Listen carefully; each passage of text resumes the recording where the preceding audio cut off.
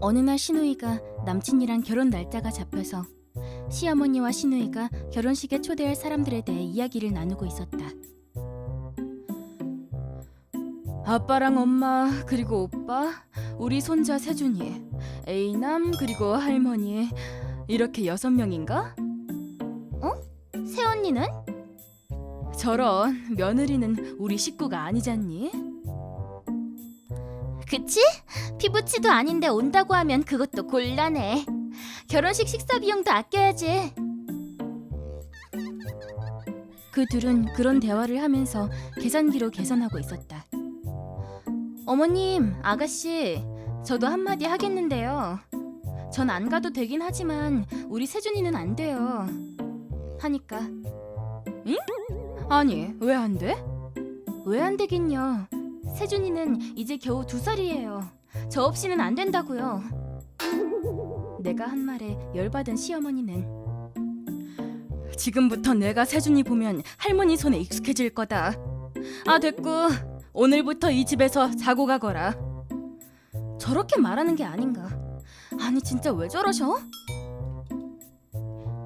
시어머니가 우리 아들을 예뻐해주는 건 고맙지만 시어머니는 귀차니즘이 장난 아닌데. 기저귀도 제때 안 갈아주고 쓸데없이 몇 번이나 갈고 그러면 기저귀가 안 아깝니? 그것도 괜한 낭비다 얘. 라며 늘 그렇게 말하고 내가 기저귀를 갈려고 하면 내가 할게 라고 해서 시어머니에게 맡기면 아기 엉덩이를 제대로 닦아주지도 않아서 몇 번이나 염증이 생긴 적도 있었다. 그리고 나는 모유랑 분유 혼합 수유를 하고 있는데 내가 분유를 먹일게 그러시길래 맡겨두면 분유 양을 전혀 조절하지도 않고 대충 넣어서 흔들기만 한다. 그래서 내가 놀라서 어머니, 분유 양을 잘 측정해서 넣으셔야 해요 라며 조심스럽게 말씀드리면 얘는 무슨? 요리할 때 하나하나 측정하면서 만드냐? 분유도 똑같아. 눈짐작으로 대충 만들면 되는 걸 갖고 왜 그리 유난이야? 그렇게 말하면서 완전 걸쭉하게 분유를 만들거나 어떨 때는 물을 너무 많이 넣어서 완전 맹탕으로 만든다. 당연히 아들은 맛이 다른 걸 알고는 분유를 먹으려 하지 않을 뿐더러 기분이 안 좋아진 건지 엄청 우는데도 시어머니는 내가 울렸다며 되려 야단을 치신다. 네가 애다라는 게 서투니까 툭하면 울기만 하잖니. 나까지 기분 나빠지려고 한다. 아휴, 저런 시어머니한테 세준이를 하루도 못 맡기겠는데 며칠을 어떻게 맡기겠냐고.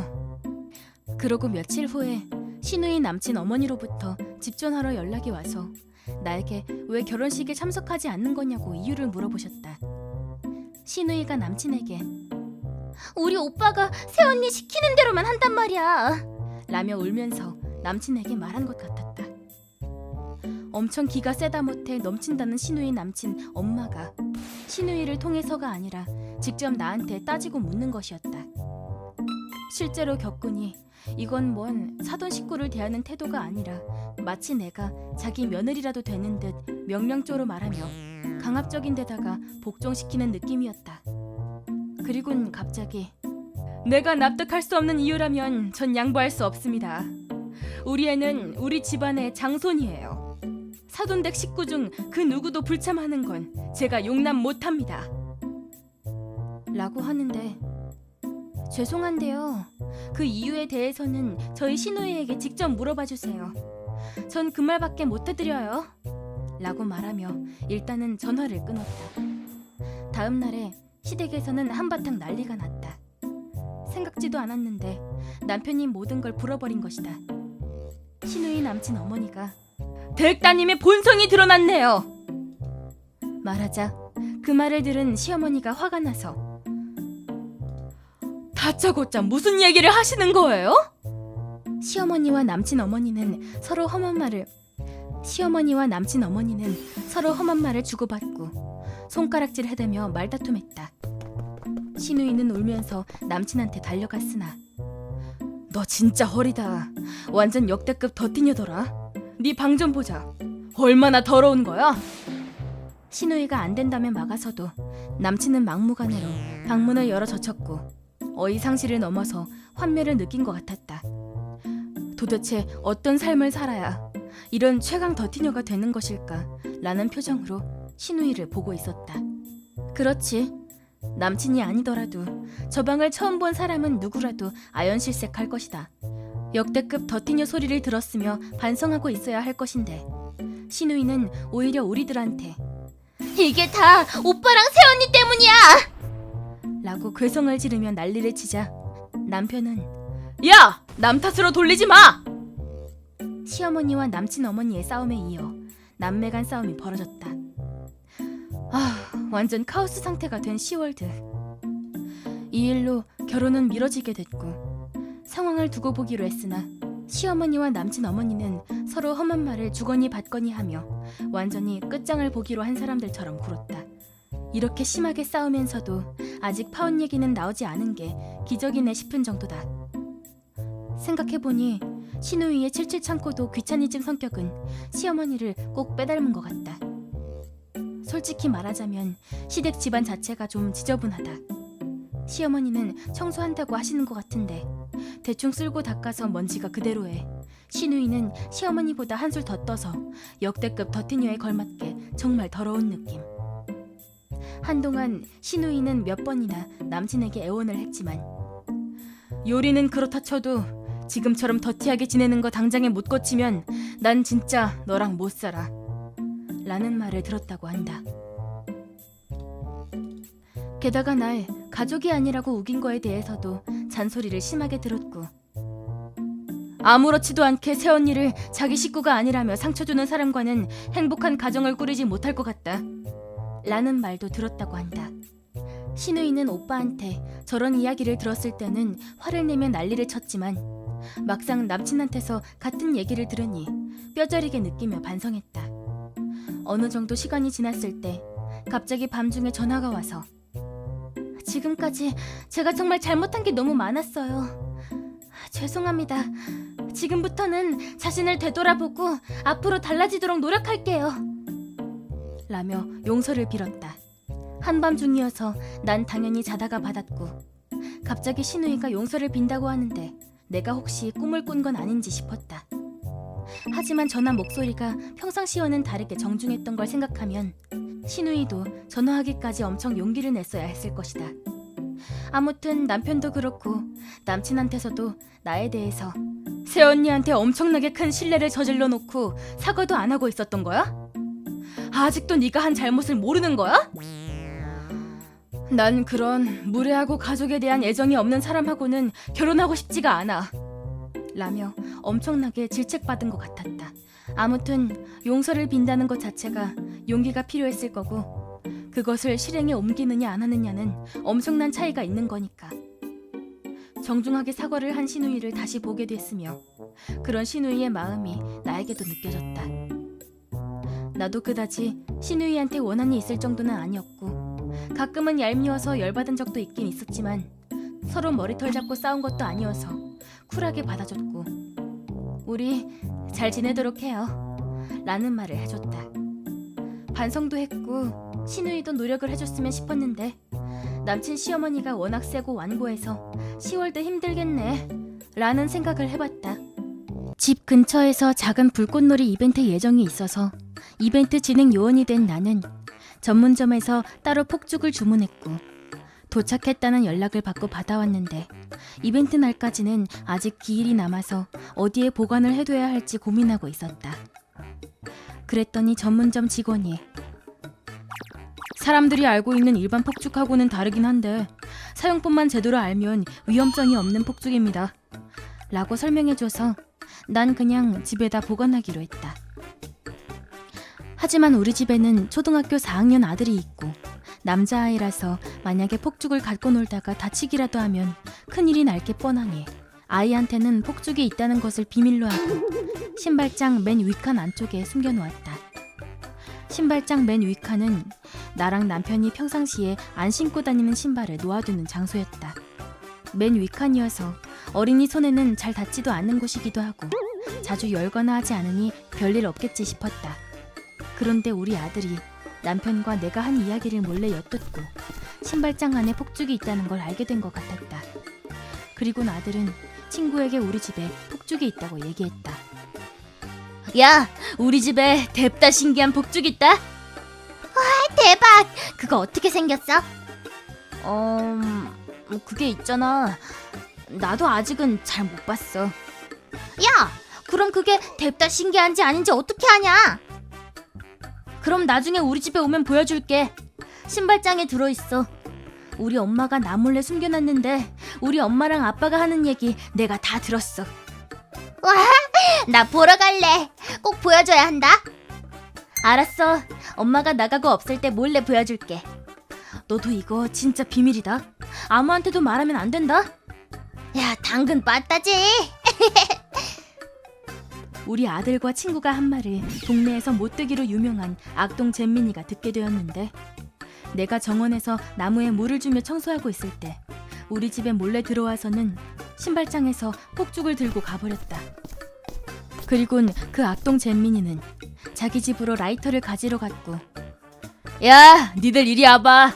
나 있잖아, 완전 신기한 폭죽 가지고 있다. 보여줄 테니까 저기 강가로 가자 하며 친구들을 불러들였고 하천에서 불꽃놀이를 하기로 했다. 처음에는 몇 개 정도 불을 붙여 조심스럽게 노는 듯했다. 하지만 그 아이들은 불을 붙인 폭죽을 서로 던지기도 하면서 점점 더 심한 장난을 치며 놀았다. 그런데 세상에 누가 그런 생각을 한 건지 불꽃이 여러 개 터지는 진짜 위험한 폭죽 한 개를 손바닥 위에 올려놓고 터뜨려 본다는 것이었다. 악동 잼민이가 폭죽을 자기 손바닥에 올려놓았고 거기 있던 친구가 라이터로 불을 붙였다. 뭔가 펑 하며 지금까지 갖고 놀았던 폭죽하고는 다른 둔탁한 소리가 손바닥에서 들렸다. 그 순간 악동 잼민이가 엄청 크게 비명을 질렀고 폭죽을 갖고 있었던 손을 누르고 몸부림을 치면서 울기 시작했다. 내 손 어떡해. 내 손 터져버린 것 같아. 라며 공포에 떨면서 소리치며 엉엉 울었다. 다행히도 폭죽을 손바닥을 펴서 올려놓고 불을 붙였기에 경미한 화상 정도로 끝났지만, 만약에 폭죽을 움켜쥐고 불을 붙였다면 그 손은 진짜로 떨어져 나갔을 거라고 한다. 악동 잼민이 손은 다행히 잘려나가거나 하는 사고는 아니었으나 화상을 입게 된 손바닥이 까지고 엉망진창이 되어 있었다. 하지만 나는 이런 일이 일어날 줄은 꿈에도 모르고 신발장 안에 있어야 할 폭죽이 없어진 것을 알고는 우리 아들이 당연히 갖고 나갔을 거라고 생각하고 아들을 호되게 꾸짖었다. 아들은 자기가 안 그랬다며 울고불고 했지만 우리 집에서 그걸 갖고 놀 만한 사람은 아들뿐이었기에 거짓말한다고 생각하며 더 심하게 혼냈다. 그 불꽃놀이 세트는 동네 행사 때 쓰려고 특별히 주문해서 가져온 거란 말이야. 또 아들이 사용하면 위험하니까 몰래 숨겨놓은 거란 말이야. 도대체 어디 숨겨놓은 거야? 빨리 가져와! 아빠랑 엄마가 얘기하는 거 듣고 숨겨둔 장소만 알고 있었단 말이야. 내가 훔친 거 아니라고. 본 적도 없어. 만지지도 않았다 뭐. 아니 진짜 계속 거짓말할 거야? 여기에 숨겨놓은 거 아는 사람은 엄마랑 아빠뿐이야. 설마 아빠가 그걸 가지고 나갔겠니? 진짜 나 아니라고. 라면서 결국 울어버렸다. 나도 아들을 너무 몰아세워서 미안하기는 했지만 동네 이벤트에 써야 할 중요한 물건을 잃어버린 것과 혹시라도 아들이 친구들이랑 폭죽 갖고 놀다가 누구라도 다치거나 하면 큰일이기에 나도 모르게 초조해져서 아들을 호되게 야단칠 수밖에 없었다. 화가 난 상태로 아들과 나는 저녁을 먹었고 남편에게 아들이랑 좀 얘기를 해보라고 했는데 그날 밤 11시 정도에 누군가 찾아왔다. 찾아온 사람들은 손이 날아갈 뻔한 악동 잼민이 부모들이었다. 악동 잼민이 부모들은 집에 들어오자마자 무작정 화를 내며 당신네 아들 때문에 우리 애가 다친 거라고. 우리 애가 지금 아주 심각한 상황이니까 당장 사과하고 치료비도 받고 위자료도 청구할 거다 라며 고래고래 소리를 질렀다. 어째서 악동 잼민이가 그걸 갖고 놀게 됐는지 물어보니 우리 아들이 놀이터에서 뎁다 신기한 폭죽이 있다며 보여준다고 했고, 아들은 악동 잼민이를 우리 집으로 데리고 와서 폭죽을 받아와서 이 지경이 되었다며. 그들은 그렇게 얘기했지만 우리 아들은 아니에요. 난 내 친구 한 명한테만 폭죽이 있다고 말했다고요. 다른 애들한테는 얘기 안 했어요 라며 부정을 했다. 도대체 일이 어떻게 된 건지 도무지 이해할 수가 없었고 차근차근 악동 잼민이가 하는 이야기를 들어보니 폭죽을 자기 맘대로 가지고 나갔다는 것을 알게 되었다. 그런데도 불구하고 악동 잼민이 부모들은 자기네 아들이 도둑질한 것에 대해서는 이런 반구도 안 하면서 그런 위험한 물건을 집에다 보관해 놓은 당신네 잘못이야! 라며 난리를 쳤다. 진짜 어이가 없어서 말이 안 나오네요. 자기 맘대로 몰래 남의 집에 들어온 게 잘못된 거죠. 성인이었으면 불법 침입죄랑 절도죄로 끌려갔다고요. 라며 나도 지지 않고 말했지만 결론은 자기 아들을 다치게 한 우리 아들 잘못이라면서 우겨대길래 나는 어쩔 수 없이 경찰에 신고했고 나중에 경찰서에 가서 진술하기로 했고 이 사람들을 일단 보냈다. 그들이 가고 나서 난 우리 아들에게 너무 미안해서 잘못했다고 사과했더니 우리 아들은 나도 친구한테 대박 끝내주는 폭죽 있다고 말해서 미안해요. 하며 우리 아들도 자기 잘못을 용서해달라고 했다. 그 후 악동 잼민이 손은 어쩔 수 없이 상처는 남게 됐지만 다친 손의 소나기 힘은 평소보다 떨어져 버려서 새끼손가락과 검지손가락에 힘이 안 들어가서 손가락이 구부러지지 않게 되었고 거기에 엄지손가락도 같이 구부러지지 않아서 변형돼 버렸다고 한다. 치료 과정이라면서 사진을 보여주었다. 악동 잼민이가 다치고 나서 몇 주가 지난 후 그 아이 손이 남자 어른 손처럼 뭔가 커져 있었다. 결과가 어떻게 되든 일단 봉합수술했다면서 적나라하게 묘사된 사진을 보여줬고 지금 이 순간도 그 사진이 각인되어 괴로울 정도이다. 그런데 그 악동 잼민이 부모는 어쨌든 손이 이렇게 돼버려서 그렇게 좋아하던 야구를 할 수 없게 되었고 야구 외에 컴퓨터 공부도 시키고 있는데 그것도 완전히 못하게 되었잖아요. 어떻게 보상할 거예요? 라는 이해하기 힘든 말을 몇 번이나 들었다.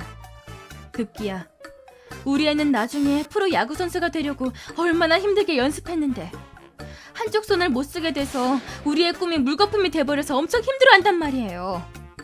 우리 아이 장래를 망쳐놨으니 반드시 책임은 져야 해요!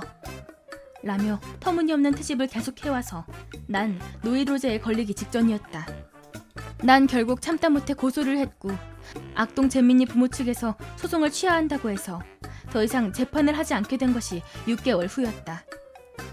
이 아이가 아직 12살이어서 소년법에 해당하지 않는다고 했지만 다행히 법원에서는 불법 주거 침입해서 맘대로 물건을 가지고 나온 악동 잼민이가 잘못을 저질렀다는 판단이 나왔고 혹시라도 이 일이 인터넷이나 주위에 알려지기라도 하면 욕먹는 건 자기라는 것을 악동 잼민이 부모 측도 그제야 알게 된 것 같았다. 그리고 2달 정도 지난 후 이 지긋지긋한 사건이 해결되었고 나는 완전 해방감을 느꼈다. 다만 그 악동 잼민이 부모는 동네 애들 부모들한테도 다양하게 악질 행동을 했다고 하며 그중에는 협박도 당해서 위자료까지 물어줬다는 부모도 있었다. 하지만 결국 악동 잼민이가 저질러서 일이 그렇게 됐다는 것이 동네 주민들도 다 알게 되었고 이번엔 악동 잼민이 부모 측이 소송을 당하는 일이 생겼다. 위자료를 물어내라고 한다던가 공갈 협박을 당한 것에 대해 고소를 한다는 둥 지금까지 이들한테 당한 주민들한테 역으로 고소당할 처지에 놓인 것이다. 그렇게 입장이 바뀌게 된 악동 잼민이네 가족은 자기네들이 그동안 받았던 위자료를 돌려주었고 사죄도 그냥 대충대충 하고는 도망치듯이 멀리 이사를 갔다. 그 후 악동 잼민이 손이 어떻게 되었는지 아는 일 없이 세월이 흘렀으나 악동 잼민이가 20살이 되었을 때 가게에서 몇 번이나 물건을 훔치곤 해서 경찰에 잡혔다고 몇 번이나 신문 기사에 올라온 걸 봤는데 저렇게 몇 번이나 물건을 훔칠 정도면 손은 다 나았다고 봐도 되는 거네. 그런데 여전히 손버릇은 변하지 않았네. 라는 생각을 했다. 나의 아버지는 내가 고등학교를 졸업하기도 전에 세상을 떠나셨다. 그리고 나는 고등학교 졸업 후 아버지가 생전에 동네에서 운영하셨던 작은 공장을 물려받게 되었다. 공장을 물려받고 몇 년간은 힘들게 지냈지만 공장 근처 세탁소에서 일하고 있는 선미랑 인연이 닿아 우리 둘은 사귀게 되었고 결혼까지 하게 됐다. 내 아내가 된 선미는 우리 공장에서 아침부터 저녁까지 불평 한마디 안 하고 일을 해줬다. 선미는 일이 엄청 힘들 텐데도 싫은 내색 안 하고 항상 밝게 웃으며 지냈다. 아버지한테 물려받은 공장은 나사를 만들고 있다. 우리 공장 규모는 작지만 기술력과 정중한 태도로 고객들을 상대해왔고 최근에는 신규 거래처도 늘어나 실적도 점점 더 좋아졌다. 며칠 후가 결혼 10주년 기념일이고 난 아내에게 감사의 마음을 전달하고 싶어서 거래처 사장이 소개해준 고급 레스토랑을 예약했다. 거긴 지금까지 가본 적도 없었던 고급 레스토랑이어서 우리는 옷을 단정히 갈아입고 들뜬 마음으로 외출했다. 난 레스토랑 입구에서 종업원으로 보이는 사람한테 말을 걸었다. 오늘 예약을 한 강현수라고 합니다. 그런데 그 종업원은 싸늘한 시선으로 우리를 위아래로 훑어보았다. 그 종업원은 뭔가 우리를 관찰하는 듯한 시선이었다. 이런 고급 레스토랑은 손님에게 웃는 얼굴을 보여주면 안 되는 것처럼 종업원의 시선은 굉장히 차가웠다. 종업원은 우리에게 잠깐만 여기서 기다려주시기 바랍니다 하고는 계속 입구에서 기다리게 했다. 기다리고 있는 동안 어떤 손님들이 왔는데 우리를 홀대했던 종업원이 그 손님들을 보자마자 활짝 웃으면서 아이고 찾아와 주셔서 감사합니다. 박 사장님 아니십니까? 예약은 안 했는데 들어갈 수 있나? 네 물론입니다. 마침 예약이 캔슬돼서 이용이 가능하십니다. 이쪽으로 오시지요. 종업원은 그렇게 말하고는 우리 쪽을 째려보는데 우리가 무슨 영업 방해하는 듯한 표정으로 보고 있었다. 아무리 생각해도 우리가 왜 이런 대접을 받아야 하나 싶어서 저기 잠깐만요. 우리는 아까 왔고 게다가 예약까지 했는데 여기에 계속 세워두는 이유가 뭡니까? 내가 그렇게 말하니 점원은 뭔가 귀찮게 됐다는 표정으로 우리 쪽을 보며 성함이 어떻게 되신다고 하셨죠? 강현수요. 아까도 말했잖아요. 라며 짜증 섞인 말투로 말하니 종업원은 성가시다는 듯이 대충 예약을 확인하는 척하는 것이었다. 미안합니다만 예약이 안 되어 있는데요. 그럴 리가요. 제가 예약된 거 확인까지 했거든요. 죄송합니다만 저희 레스토랑은 당신네 같은 서민들이 예약할 수 있는 그런 곳이 아닙니다. 뭐라고요? 서민? 네. 뭐 딱 보아하니 옷차림도 그렇고 이런 데서 식사할 만한 분들이 아닌 것 같아서요. 당신 제정신이야? 어디다 대고 그런 말을 하는 거야? 현수씨 그만해요. 종업원은 무례한 태도에 화가 나서 큰 소리를 치니까 아내가 그만하라면서 나를 말렸다. 이런 소리까지 들어가면 여기서 먹을 필요가 없어. 그냥 가요. 아내가 하는 말에 종업원은 실실 웃고 있었다. 사과조차 하지 않는 종업원 태도에 난 진짜 열받았지만 우리의 소중한 결혼기념일을 망치고 싶지 않아서 그냥 레스토랑에서 나가기로 했다. 난 운전하면서 아내를 살짝 봤는데 금방이라도 울 것 같은 얼굴을 하고 있었고 망쳐진 기분을 달래주지 못해 안타깝기만 했다. 나사 공장 일이 화려하지도 않고 내세울 만한 일도 아닌데 아랑곳하지 않고 손에 기름을 묻혀가며 열심히 일해주는 아내가 늘 고마웠다. 그래서 아내에게 좋은 추억을 만들어주고자 계획한 거였는데 그 종업원 때문에 완전히 망쳐버렸다. 우리는 그대로 아내가 결혼 전에 잠깐 알바했었던 식당으로 향했다. 식당에 들어가니 예전부터 우리에게 늘 잘해주셨던 아주머니께서 아이고 오래간만이네. 아니 근데 이렇게 멋지게들 차려입고 표정들은 왜 그리 슬퍼? 아 네. 오늘은 저희 결혼기념일인데 어머 너무 멋지다. 근데 이런 싸구려 밥집에 오면 어떡해? 근사한 레스토랑에 가서 멋지게 보내야지. 아주머니가 그렇게 말하자 억눌러 왔던 감정이 폭발했는지 아내가 갑자기 엉엉 울기 시작했다. 그런 아내를 보고 식당 아주머니 아저씨가 놀라서 왜 그러냐고 물으시길래 조금 전에 있었던 일을 말씀드렸다. 얘기를 다 들으신 두 분은 세상에 그런 놈이 다 있냐면서 엄청 화를 내셨고 아니 뭐 그런 놈이 다 있어? 그 인간 가만두면 안 되겠네. 저희 남편이 항상 저를 아껴주고 얼마나 열심히 사는 사람인데 그런 사람한테 그런 어처구니 없는 말을 듣는 걸 보니 너무 화가 나고 가엾고 슬펐고 이렇게 멋진 사람인데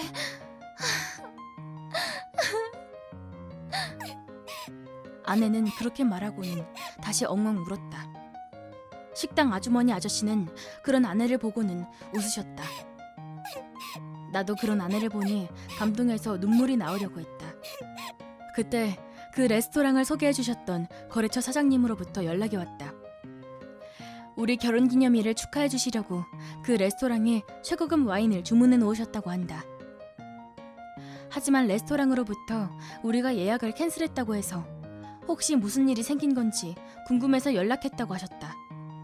난 그 레스토랑 종업원 얼굴이 떠올랐고 거래처 사장님에게 레스토랑에 들어가지도 못했다면서 그 종업원의 태도랑 우리에게 저지른 무례한 말 등을 전부 이야기했다. 거래처 사장님은 잠시 동안 아무 말도 하지 않다가 알았네 하시고는 전화를 끊었다. 그리고 우리는 식당 내외분들이 정성스럽게 만들어주신 요리를 아주 맛있게 먹었다. 모처럼 고급 레스토랑에서 근사하게 보내려고 했던 식사는 결국 못했지만 아내의 웃는 얼굴을 다시 볼 수 있어서 난 안도의 한숨을 내쉬었다. 그때 식당으로 아까 그 레스토랑 종업원과 다른 남자가 급하게 뛰어들어왔다. 죄송합니다만 여기에 강현수님 계십니까? 네? 제가 강현수인데요. 정말 죄송하게 됐습니다. 저는 아까 오셨던 레스토랑 홀 매니저입니다. 이 사람한테 캔슬하게 된 이야기를 들었는데 전 캔슬한 적이 없습니다만 저 사람 말로는 우리 복장이 너무 서민적이어서 그 레스토랑에서 식사하기엔 격이 안 맞는다고 해서요. 정말 죄송합니다. 이봐 당신 뭐하고 있어? 당장 사과드리지 못해? 홀 매니저는 어쩔 줄 몰라 하며 사과하고 있는데 딱 봐도 전혀 반성할 기미가 없어 보이는 그 종업원은 능글맞은 표정으로 고개를 까딱이며 사과했다. 아이고 이건 미안합니다.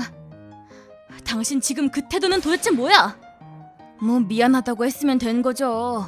뭐 딱 보아하니 이 사람들 우리 레스토랑에 오려고 없는 돈 모아서 온 것 같은데 뭐 다음번에 올 것 같지도 않은데 머리 숙여서 사과할 필요까지 있나요? 라며 종업원은 비웃음을 짓고 있었다. 날 완전히 우습게 여기고 있는 게 보였다. 난 계속 참아왔던 화가 단번에 치밀어 올랐다. 그런데 홀 매니저가 파랗게 질린 얼굴로 이봐 당신 무슨 말을 하는 거야? 이분들은 강현 나사공장 사장님 내외분이셔. 네? 강현 나사공장이라면 그 강현 나사 그래 아무리 머리가 나빠도 그 정도는 알지. 세계적으로 유명한 회사 사장님의 부인이지라고. 아니 그런데 왜 저런 그랬다. 사실은 아버지한테 회사를 물려받은 후 공장은 10년간 아주 크게 급성장했다. 아버지가 남겨두신 설계도를 바탕으로 만든 나사가 아주 정교하고 정밀해서 기술력 평가가 높아졌고 전 세계적으로 우리 메이커를 사용하게 되었다. 최근에는 우리 회사 이름을 모르는 사람이 없을 정도로知名도가 높아져 있었다. 회사 규모가 아무리 커졌다고 해도 난 예전과 같이 작업복을 입고 공장에서 많은 시간을 보내고 있어서 정장을 입을 일이 거의 없었기 때문에 저 종업원한테는 가난뱅이로 보였을 것이다. 이거 정말 너무 죄송하게 됐습니다. 우리 신분에 대해서 알게 된 종업원은 얼굴이 파랗게 질려서 어쩔 줄 몰라 했다. 거래처 사장님은 내 전화를 끊고 나서 바로 레스토랑 홀 매니저에게 연락해서 엄청 화를 내셨다고 한다. 그 거래처 사장님께 나는 항상 예의 바르게 대해드렸고 사장님도 나를 굉장히 마음에 들어 하셨다. 나에게 그런 무례한 짓을 저질렀다는 것을 아시고 나서는 그 레스토랑과 종업원을 가만히 두지 않겠다고 하신 것 같았다. 면목 없습니다만 저희 레스토랑에 한 번도 들러주시지 않겠습니까? 이번 일에 대해 책임을 지고 정중히 두 분을 모시고자 합니다. 솔직한 심정으로 그렇게 당했는데 가고 싶겠냐? 싶었지만 거래처 사장님이 연락해서 사과받게 된 것이기에 안 가겠다고 우기면 사장님께 미안해지는 일이었다. 알겠습니다. 정말 감사합니다. 정말 감사합니다. 홀 매니저는 정중하게 몇 번이나 인사를 하고는 나갔다. 끝까지 그 종업원은 어리 빠진 얼굴을 하고 있었다. 며칠 후 우리는 그 레스토랑에 갔고 제일 비싼 풀코스로 접대받았다. 그리고 그날은 거래처 사장님도 일부러 레스토랑에 오셔서 홀 매니저와 함께 우리 결혼기념일을 다시 축하해 주셨다. 실은 레스토랑 입구에 들어서니 그날 일이 떠오르긴 했지만 막상 들어가니 그 종업원은 보이지 않았다.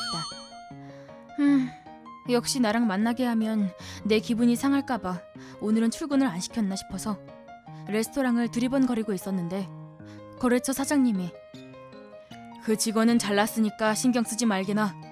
네? 잘렸어요? 혹시 저희 때문에? 그건 아닐세. 하지만 그렇게 외모로 사람 판단하며 그런 무례한 짓을 저지른 직원이 있는 곳이면 나도 그렇고 다른 손님들도 맘 편하게 식사를 즐기지 못할 것세.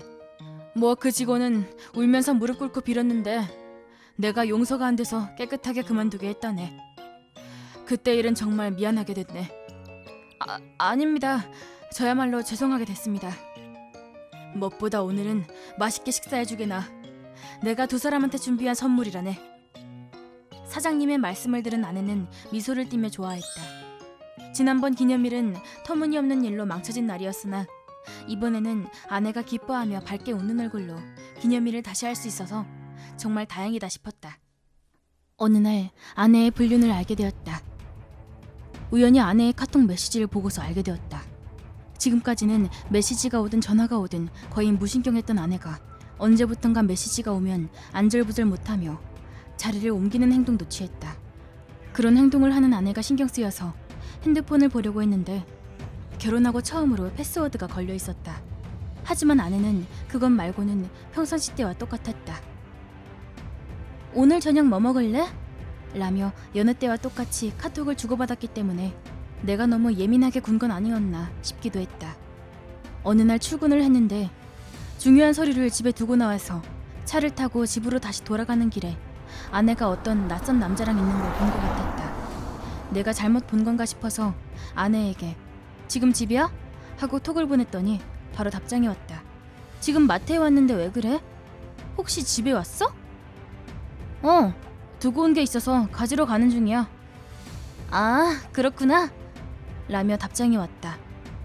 아내는 밖에 나가는 것보다 집에 있기를 좋아하는 편이라서 마트에 가는 것도 일주일에 한 번 나랑 같이 가서 한꺼번에 장을 보곤 했다. 혹시 갑자기 필요한 게 생겨서 마트에 간 건가 싶었지만 아까 내가 본 건 분명히 아내였다는 확신이 들었다. 뭔가 가슴속에 응어리가 진 것처럼 개운치가 않았다. 그래서 친구한테 상담했더니 흥신소에 의뢰해보라며 연락처를 받았다. 드라마에서나 있을 법한 일이라고 생각했는데 내가 흥신소에 연락하게 될 줄이야 싶었지만 아내에 대해 계속 의심하는 마음을 갖고 사는 것보다 이렇게 해서라도 응어리를 털어내고 싶은 심정이었다. 그런데 흥신소에서 확실한 증거를 확보했다는 연락을 받았다. 흥신소에서 받은 증거와 불륜남의 신상 정보를 모두 손에 넣었기에 당장이라도 이 둘을 고소할 수 있었다. 하지만 아내와 불륜남을 단순히 고소하고 이혼하는 것만으로는 성이 차지 않았다. 불륜남은 아직 30살도 안 된 젊은 남자였다. 불륜남은 원룸에 살고 있었는데 나는 옆 호실에 살고 있는 분과 직접 협상해서 지금 월세보다 2배를 지불하는 조건으로 한 달만 옆집을 빌리기로 했다. 아내가 불륜남 집에 가는 요일이나 시간은 대충 파악하고 있었다.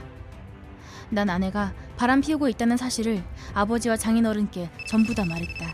우리 아버지도 설마 며느리가 하면서 놀라움을 감추지 못했고 장인어른도 도저히 믿지 못하겠다면서 충격을 받은 것 같았다. 우리 딸이 설마 라며 말을 잇지 못하셨다. 나는 아내가 불륜남과 만나기로 한 날을 알아냈고 그들이 만나기 2시간 전부터 장인어른과 아버지 그리고 친구 2명을 데리고 가서 그들을 계속 기다렸다. 내가 친구들을 부른 이유는 우리 아버지는 그렇다 쳐도 장인어른이 딸의 불륜 현장을 목격하고 혹시라도 충격받고 쓰러질까 봐였다.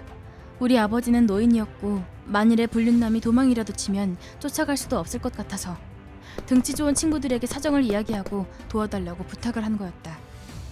그런 와중에 불륜남과 아내가 집으로 들어갔다. 벽이 얇은 원룸이어서 별의별 소리가 다 들렸기에 나는 잡음 제거 마이크를 설치했고 어느 정도 정확한 소리를 녹음할 수 있었다. 그리곤 불륜남과 아내가 집으로 들어가는 소리가 들렸다. 이것으로 아내의 불륜 현장은 확보됐고 증거 확보도 확실해졌는데 그들이 들어가자마자 그 짓을 하는 야한 소리가 들려왔다. 너무 놀란 아버지는 그 자리에서 경직됐고 장인어른은 쇼크받고 그대로 쓰러졌다. 나는 친구 2명을 불륜남 집 앞에 세워두고 인터폰을 눌렀다. 옆집에 사는 사람인데요. 물건 받아놓은 게 있어서 전해드리려고 합니다만 라고 말하니 불륜남은 의심도 하지 않고 현관문을 빼꼼히 열었다. 그때 나랑 친구들이 현관문을 붙잡고 있으니 불륜남은 당황해서 현관문을 필사적으로 닫으려고 했다. 하지만 불륜남은 더 이상 힘을 못 썼고 현관문은 열렸다. 불륜남은 다 벗고 있었고 허리에 타올만 걸치고 있었다. 아버지와 장인어른도 남자 집 앞으로 나오셨다. 불륜남은 놀라서 무슨 일이 일어나고 있는지 전혀 상황 파악을 못하고 있었고 우린 불륜남 집으로 그냥 쳐들어갔다. 야! 도대체 이게 뭐하는 짓이야! 누가 맘대로 들어가래! 라며 남자는 마구 난리를 쳤고 우리는 아랑곳하지 않고 그대로 쳐들어갔다. 방 안쪽으로 들어가니 침대 위에서 옷을 다 벗고 누워있는 아내가 보였다. 여보! 아버님? 아빠! 아내는 완전 패닉 상태가 되어 있었다. 당황해서 얼른 옷을 갈아입은 아내는 아니에요! 그런 게 아니에요! 야야! 도대체 이게 무슨... 장인어른은 엄청 분노했고 아내에게 고함을 질러댔다. 불륜남은 도망치지도 않고 엉망진창이 된 이 광경을 막장 드라마 보듯이 방바닥에 쭈그려 앉아서 보고 있었다. 아내는 반정도 미쳐서 지랄 발광했고 울기도 했으나 장인어른한테 그대로 끌려나갔다. 난 친구들과 남아서 불륜남한테 물론 이게 끝이 아니라는 건 알고 있겠지? 라고 말하니 불륜남 얼굴은 파랗게 질린 상태였다. 말해두겠는데 넌 절대 도망 못 간다. 네 신상 정보는 흥신소에 다 받아뒀어. 네 놈 회사도 본가도 전부 다 알고 있단 얘기다. 도망치지는 못하겠지만은 아내와 그런 짓을 저지른 벌은 제대로 받게 해줘야지 싶었다. 난 일단 집으로 돌아갔지만 장인어른으로부터 딸아이는 지금 제정신이 아니라는 말을 들었다. 장인어른도 장모님도 내가 이렇게까지 한 것에 대해 아무 말도 못하는 것은 자기 딸이 얼마나 엄청난 짓을 저질렀는지 알고 있기 때문일 것이다. 그들은 자업자득이라고 받아들이는 것 같았다. 그 후 나는 친구들과 같이 불륜남의 회사와 본가의 불륜 증거를 보냈다. 게다가 아내의 상태가 지금 정상이 아니라는 것도 모조리 적어서 보냈다. 그 후 불륜남은 회사에 더 이상 있을 수 없게 되었고 내가 위자료를 청구하려고 하자 도망가려고 했었던 것 같았다. 불륜남은 잠시 잠적을 감췄으나 불륜남 부모님이 그를 찾아내서 청구된 위자료 전액을 지불하도록 했다.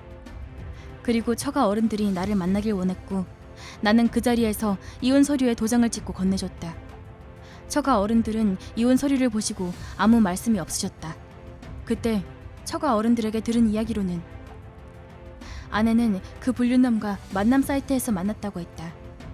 처음엔 가벼운 마음으로 만났는데 점점 푹 빠져서 그 지경까지 가게 된 것이라고 들었다. 처가 어른들은 아내가 위자료를 갚아 나가도록 하고 싶지만 지금은 정신적으로 상태가 안 좋아서 취직할 수도 없는 상황이라고 했다.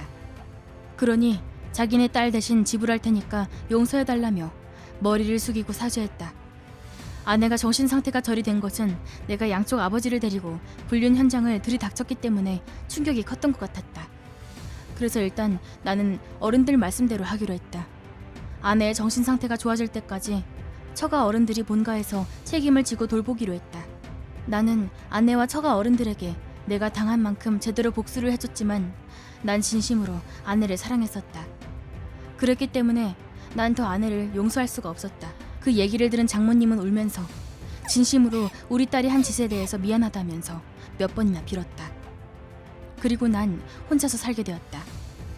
때때로 나는 혹시 내가 불륜 현장에 친구들이랑 어른들을 모시고 가지 않았다면 아내는 지금 저렇게까지 정신적으로 고통을 받고 있지 않겠지 싶었지만 만약 그렇게 하지 않았다면 내가 정신병에 걸렸을 것이다. 난 진심으로 아내를 사랑했고 아내의 불륜을 의심하기 시작했을 때는 아니길 바라며 내가 틀렸다는 것을 밝히고 싶었다. 그래서 흥신소에 의뢰했고 흥신소에서 증거를 확보했다고 연락받았을 때는 정말이지 충격이 너무 컸고 배신감을 느끼는 동시에 절망적이었다. 아내가 없는 집에 혼자가 되었을 때 난 곰곰이 생각해보았다. 도대체 누가 행복했던 우리 가정을 망가뜨린 것일까? 처음에는 아내가 불륜을 저질러서 망가뜨렸다고 생각했지만 아내의 불륜을 용서하고 잘 살아가면 어땠을까 싶기도 했다. 물론 세상에는 재결합했지만 생각보다 행복하게 잘 살지 못하는 케이스도 많다고 들었고 그 반대로 진짜 잘 살고 있는 케이스가 있다는 것도 사실이다. 그렇게 생각하면 할수록 아내의 불륜을 용서하지 못한 내가 가정을 망가뜨린 건 아니었나 싶기도 했다. 이혼하고 한동안은 고민하면서 지냈다. 하지만 아무리 고민을 한다고 해도 아내의 상태가 저 지경까지 된 것은 어쩔 수 없는 일이고 사건 전으로 돌려놓을 수도 없는 일이었다. 아내가 앞으로 어떻게 지내게 될지는 알 수 없다. 장인 장모님이 아내와 같이 병원이나 심리상담소에 같이 다니고 있을 테고 그러다 보면 아내의 병도 낫게 될 것이다. 난 한번 인연을 끊은 사람하고는 다시 연을 이어가고 싶은 생각은 없다. 어떻게 하면 좋았을지 평생 고민을 한다고 해도 뚜렷한 정답이 있는 것도 아니니 난 지금 아내가 없는 일상에 익숙해지려고 필사적으로 견디며 지내고 있다. 우리 시어머니가 혼자 자폭한 얘기를 해볼까 한다. 시어머니는 집 근처에 살고 계신다. 시아버지는 내가 결혼 전에 세상을 떠나셨기 때문에 고혈압이 있는 시어머니에게 갑자기 무슨 일이 생겼을 때 바로 달려갈 수 있는 거리에 살기로 한 것이다. 시어머니는 처음에 같이 살기를 원하셨지만 남편이 막아주어 동거는 면하게 되었다. 하지만 거리가 가까운 터라 시어머니는 허구한 날 연락도 없이 불쑥 찾아오셨다. 찾아오시는 것만으로는 큰 문제는 없지만 오실 때마다 그렇게 잔소리를 하신다. 언어폭력은 기본이요.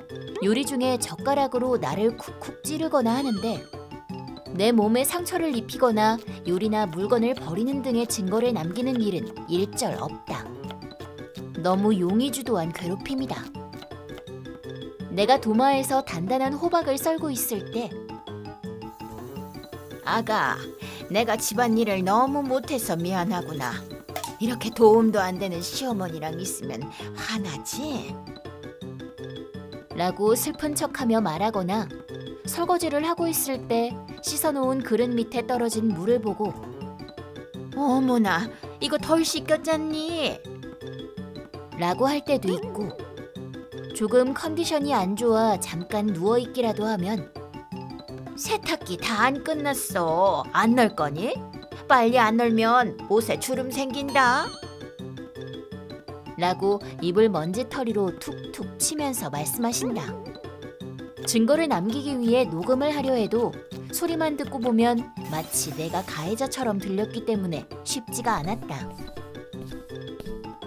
전에 한번 핸드폰을 주머니에 넣은 채로 녹음한 적이 있는데 들어보면 대놓고 내가 가해자 같았다. 처음엔 괴롭힘도 그렇게 심하지 않아서 참을만 했는데 대꾸를 안 하고 참기만 한 결과 괴롭힘은 점점 더 심해져만 갔고 이제는 한계에 도달해 남편과 대화 좀 해보려고 했지만 요즘 들어 집에 올 때마다 미안한데 오늘은 먼저 좀 잘게 라며 엄청 피곤해 보이는 나날들이 계속되고 있었고 말을 걸어도 대충 고개만 끄덕일 뿐 무슨 일 있었어? 라고 물으면 내 얼굴을 멍하니 쳐다보며 미안, 뭐 좀 생각하고 있었어 라며 고민으로 가득 찬 듯한 분위기를 풍겨 상담도 제대로 못하고 있었다. 그래서 일단 나 혼자 증거를 확보해서 남편에게 얘기해보기로 했다. 한번 당해봤기 때문에 녹음은 과거의 경험으로 두고 녹화를 하기로 결정했다. 바로 몰래카메라를 세팅한 것이다. 고전적인 방법이긴 하지만 구멍을 뚫은 상자에 넣고 선반에 두었다. 앵글도 확실하게 잡고 나서 9시 50분이 되자마자 바로 녹화 버튼을 눌렀다. 그러자 역시나 아무것도 모르고 집을 또 찾아온 시어머니. 시어머니는 남편이 출근하고 난 후에 오시고 항상 오시자마자 잔소리를 시작한다. 그 후 짜다는 둥, 기름지다는 둥. 내 혈당치가 올라가는 건 좋다만 아들 건강은 좀 생각해서 식단을 짜렴. 하면서 또 잔소리 폭격을 시작한다. 그래도 내가 만든 점심밥을 다 드시고는 1시간 정도 소파에서 낮잠을 주무신다. 그 후 또다시 사사건건 이래라 저래라 하며 잔소리를 반복하다 보면 어느새 저녁이다. 그리고 시어머니 부탁으로 저녁밥을 다 만드니 시어머니는 가져오신 반찬통에 저녁밥을 싸서 남편이 돌아오기 전에 집에 돌아가신다. 이것이 시어머니의 하루 루틴이고 남편이 없는 평일에만 이렇게 하신다. 결국 거의 하루 종일 시어머니는 내 주변에 붙어 다니시기 때문에 이번 시어머니와의 대화는 가능한 한 녹화 장소에서 하려고 이미지 트레이닝을 하고 있었는데 시어머니가 나타나시고 10분 정도 뒤에 차 소리가 났다. 창문으로 보니 그건 남편의 차였다. 뭐 두고 갔나? 생각하며 녹화를 계속했다. 그리고 남편이 현관문을 열자마자 시어머니가 당황하시며 주방으로 뛰어오셨다. 나는 아침 식사 후 설거지 중이었다. 오늘은 녹화까지 하고 있어 마음의 여유가 생겨서인지 오늘은 또 어떻게 괴롭히시려나 하고 두근거리며 시어머니를 기다리고 있었다. 그러자 시어머니는 싱크대 서랍문을 열어 국자를 꺼내 벽을 쾅쾅 치기 시작했다. 그리고는 며느리가 날 때렸어. 라며 혼신의 힘을 다해 소리쳤다. 그건 그렇고 진짜 시어머니 연기는 진짜 대단하다는 생각까지 들어 조금 웃기기도 해서 나는 설거지를 계속하며 시어머니의 명연기를 감상하고 있었다. 하지 마렴, 마가. 비명소리를 듣고 남편이 주방문을 열고 들어왔다. 시어머니는 남편 등 뒤에 숨어 얼굴만 빼꼼 내밀면서 나를 가리키고는 아들, 며느리가 날 때린다. 무서워. 소리치든 말든 남편은 엄청 차분하게 어디를? 하고 물었다. 시어머니는 당황해하며 벽. 이라며 초조한 목소리로 말씀하셨다. 나아가 남편이 또 근데 왜 엄마가 그걸 들고 있는데? 라고 묻자 시어머니는 크게 당황하며 며느라가가 국자를 휘둘러대서 뺏은 거야. 참 무슨 생각으로 이러는 걸까? 아휴.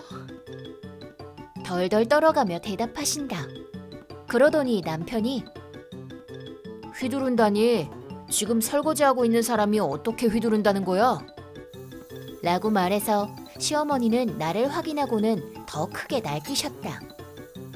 나는 손에 식기와 수세미를 들고 씻고 있기 때문에 남편이 주방에 들어오기 직전까지 큰 소리를 내고 있던 시어머니의 말과는 전혀 앞뒤가 안 맞는다. 갑자기 남편이 돌아와서 이번 며느리 괴롭히기 작전은 물거품이 된 듯하다. 아니야. 내가 빼서 들자마자 바로 설거지 시작한 거라고. 내가 혼자 난리치는 것처럼 꾸며놓고 참 못돼 먹은 계집애 같으니. 라며 투덜댔지만 남편은 아무리 뭐라 해봐야 그건 말이 안 되잖아. 라고 일갈했다. 이 정도면 남편은 내 편이 맞다고 확신이 들어 증거 영상도 찍고 있어요. 라고 말하고 몰래카메라가 있는 곳을 가리켰다. 시어머니는 도찰을 해? 기가 차서. 그거 지금 사생활 침해야. 라고 말하셨지만 남편의 집에서 찍는 건 도찰이 아니지 라는 한마디에 시어머니는 바로 도망가 버리셨다. 그 후 도망간 시댁으로 남편과 함께 찾아가 움푹 패인 벽 수리비를 청구하고 향후 2번 다시 나를 괴롭히지 않겠다는 약속을 받아냈다. 혹시라도 이 약속을 어기고 또 괴롭히면 엄마한테는 주소 안 알려주고 이사가서 연락도 안 할 거야. 만에 하나 그렇게 되면 엄마 병이 악화되더라도 나는 아무것도 안 해줄 거야. 라고 못 박았다. 참고로 남편의 말에 따르면 시어머니는 며느라가가 그렇게 나를 괴롭힌다. 라고 계속 호소했다고 한다. 심지어 그 내용은 하나같이 다 시어머니가 나한테 했던 짓들인데 마치 내가 시어머니한테 한 것처럼 말해서 당신이 그런 짓을 한다는 게 믿기지가 않았는데 만약 그게 거짓이라면 되려 엄마가 괴롭히고 있는 거 아닌가 싶었거든. 그래서 어떻게 해야 할지 고민 중이었어. 라고 한다. 요새 그렇게 고민에 빠져 있었던 건 이 일 때문이었던 것이다. 그래서 결국 일부러 연차까지 써서 자기 눈으로 직접 시어머니가 말하는 게 진짜인지 확인하는 방법을 선택했다고 한다. 참고로 고민하던 건 내 편을 들어줄지 중립을 유지할지에 대한 선택이었다고 하는데 어머님 편을 들겠다는 선택지는 없었어? 라고 물으니 엄마랑은 피로 이어진 혈연이지만 당신은 종이에 사인만 하면 남이 되는 사이니까 우선해야 할 건 당신이야. 특히 오늘 엄마가 저러는 거 본 이상은 엄마 편을 든다는 선택지는 완전히 사라진 거지 뭐. 라고 말해줬다. 그리고 여태 힘들었지? 미안해.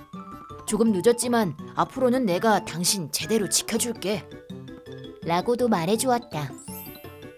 결국 큰맘 먹고 설치해둔 녹화는 별로 도움이 되지 않았지만 생각지도 못한 남편의 다정함에 기분이 좋아진 것과 더불어 시어머니가 이 이후로 말도 없이 찾아오시는 일이 싹 사라져서 평화로운 일상을 되찾고 매우 만족하며 지내고 있다.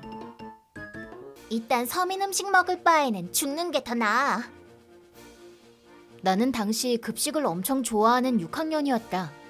수업 중에도 쉬는 시간에도 온종일 급식 생각만 하고 있었다. 하지만 수영이라고 하는 여자애가 전학 오고 나서 내게는 큰 변화가 일어났다. 수영이네 부모님은 사업을 하고 계셔 집이 매우 잘 살았다. 그래서 그런지 전학 온 첫날부터 수영이는 급식을 엄청 욕했다. 뭐 일단 어른들의 사정으로 수영이에게도 급식은 제공되었지만 수영이는 항상 급식을 받고서는 이딴 잔반 필요 없어. 라고 말하며 전부 잔반통에 내다 버리고 싸온 도시락을 열고서는 봐, 오늘도 셰프가 만들어준 도시락 얼마나 고급스러워. 라고 돈 많은 걸 자랑했다. 물론 그 도시락은 호화로워 보였지만 다 식어서 김도 안 나고 소재에 맛만 살린 듯한 심플한 만듦새로 건더기가 막 섞여서 먹기 불편해 보였고 아직 어린애들이었던 우리는 그녀의 도시락에는 하나도 관심이 없었다. 급식을 매우 좋아하는 나는 급식이라고 무시하지 마. 나는 이게 가장 맛있단 말이야. 라고 수영이에게 화를 냈다. 하지만 돌아오는 대답은 불쌍해라. 우리 집 고양이 밥도 이것보단 좋은데. 였다. 결과적으로 그녀는 반에서 외톨이 신세가 되었다. 친구가 한 명도 생기지 않은 것이다. 그러던 어느 날, 그날 급식 메뉴는 모두가 좋아하는 카레라이스였는데 급식실에서부터 교실 안쪽까지 맛있는 냄새가 풍겨오기 시작하니 자연스럽게 모두 텐션이 올랐다. 급식 시간이 되어 기다리고 기다리던 카레가 큰 냄비에 담긴 채 도착했다. 나는 침을 꿀꺽 삼켰다. 그러자 수영이가 큰 목소리로 이게 카레라고? 향신료 냄새가 하나도 안 나잖아. 색깔은 또 왜 이래? 무슨 똥 같지 않아? 더러워. 라고 혼자 소란을 피웠다. 야, 그딴 말 하는 네가 더 더러워. 잘도 음식을 눈앞에 두고 그딴 소리 아무렇지도 않게 짓거리네. 좋아하는 음식을 모욕당한 나는 수영이에게 한마디 했다. 그때는 그냥 조용히 입 다물고 넘어갔지만 정작 급식 시간이 시작되자 자리에서 일어나 터벅터벅 남은 카레 냄비 앞에 다가섰다. 설마 했지만 그 설마였다. 먹고 더 달라 해야지 생각하던 애들이 있었는데도 불구하고 수영이는 샐러드랑 우유까지 다 그 안에 집어넣어버렸다. 야, 이건 진짜 아니지. 안 먹을 거면 그냥 너만 처먹지 말던가. 나를 포함해 항상 더 달라고 하던 남자애들 몇 명의 뚜껑이 열렸다. 뭐가? 어차피 처음부터 아무거나 때려박고 끓인 거니까 잔반이랑 다를 게 없잖아. 게다가 입도 안 된 것들인데 뭐 어때서? 그렇게 말하고 수영이는 국자를 들어 냄비를 휘저었다. 야, 네 음식 가지고 장난하지 마. 적당히 해. 라고 말하며 수영이의 팔을 잡고 젓는 걸 멈춰 세웠다. 뭔데? 아, 아파. 야만인들이나 먹는 거 먹어서 너도 그렇게 포악해졌나 보다. 엄마도 그렇게 말하더라. 철수야, 너가 뭐라 하든 바뀌지 않아. 그냥 포기하자. 라고 반 친구가 말려서 나는 알겠다고 말하고 수영이의 팔을 놓았다. 수영이는 자기가 이겼다는 듯한 표정을 지으며 자리에 앉더니 준비해온 도시락을 먹기 시작했다. 변함없이 다 식어 맛없어 보이는 도시락이었다. 하지만 며칠 후 상황은 완전히 뒤바뀌고 말았다. 수영이가 갑자기 그놈의 셰프 도시락을 들고 오지 않게 된 것이다. 셰프가 몸이 안 좋다고 하면서 아, 그래? 그래서 급식 안 먹을 거냐? 이딴 걸 누가 먹어? 그렇게 말하며 수영이는 언제나 그랬듯 급식에 손도 안 대고 잔반통에 버렸다. 그런 나날들이 계속되다가 어느 날 급식을 눈앞에 둔 수영이의 배에서 꼬르륵 하는 큰 소리가 울려 퍼졌다. 아직도 셰프 몸 안 좋대? 응. 적당히 하고 좀 먹어. 네 배에서 나는 소리 들으면 수업에 집중도 못할 거 아니야. 거참 미안하네. 알겠어. 그렇게까지 말한다면 어쩔 수 없으니까 먹어줄게 그냥. 야, 기다려. 그따구로 말하는 건 진짜 못 참아. 맞아. 그래, 맞아. 먹고 싶으면 사과해. 지금까지 해온 짓들 싹 다. 에? 급식 재료랑 만들어주신 아줌마들이랑 우리한테 사과해. 그러기 전까지 먹지 마. 내 말에 수영이가 울기 시작해서 잠깐 당황했지만 작은 목소리로 미안 이라고 하는 게 들렸다. 야야, 사과했으니까 다들 씻기 전에 먹자. 자리에 앉아. 수영이는 잘 먹겠습니다 하고 급식을 한 입 먹더니 맛있다 라고 하며 눈물을 뚝뚝 흘렸다. 그치? 이렇게 많은 양을 만드는 게 얼마나 힘든데. 응, 미안해. 그리고 더 먹을 수 있나? 달라고 하면 주시지. 오, 진짜로? 그 후 급식 아줌마에게 사과하러 갔고 같은 급식을 먹게 된 우리는 급속도로 친해졌다. 그 후로는 여자애들 무리에도 자연스럽게 녹아들었고 남자애들한테도 인기가 생기기 시작했다. 모두가 사이좋게 지내게 된 어느 날 급식 시간에 갑자기 교실 문이 세게 열렸다. 그러더니 어떤 아줌마 한 명이 성을 내며 교실에 난입한 것이다. 엄마! 수영아, 이러면 안 되지. 너는 우리 가문의 딸이란 말이야. 이딴 거 먹으면 안 된다고 말했잖아. 뒤따라 들어온 선생님들이 말렸지만 아랑곳하지 않았다. 급식은 거지들이나 먹는 거야. 잔반이라고. 그렇게 가르쳤잖니. 아무래도 수영이가 이전에 그렇게 행동했던 원인은 모두 엄마 잘못이었다는 걸 느낄 수 있었다. 그리고 나서 아줌마는 수영이의 급식판을 뺏어들려고 했지만 하지마 엄마, 급식 엄청 맛있어. 맛도 되게 다양하고 게다가 막 조리된 따뜻한 밥이야. 시간이 지나서 식은 밥보다도 백화점 지하 식당에서 먹는 밥보다도 훨씬 맛있어. 수영이의 그 말 한마디에 아줌마는 다리에 힘이 풀려 넘어져 그 자리에 주저앉아 엉엉 울다가 선생님들에게 끌려나갔다. 너 혹시 집에서 절해서 외롭냐? 하나도 안 그래. 다들 나랑 친구도 해주는데. 뭐지 이 기분은? 어른들의 사정은 당시 내가 이해하기에는 조금 어려웠지만 시간이 지나서 알게 된 얘기로는 수영이는 원래 사립 명문 초등학교에 다녔지만 아버지 사업이 기울어 수업료를 못 내게 된 탓에 우리가 다니던 시립 초등학교로 전학 온 것이라 한다.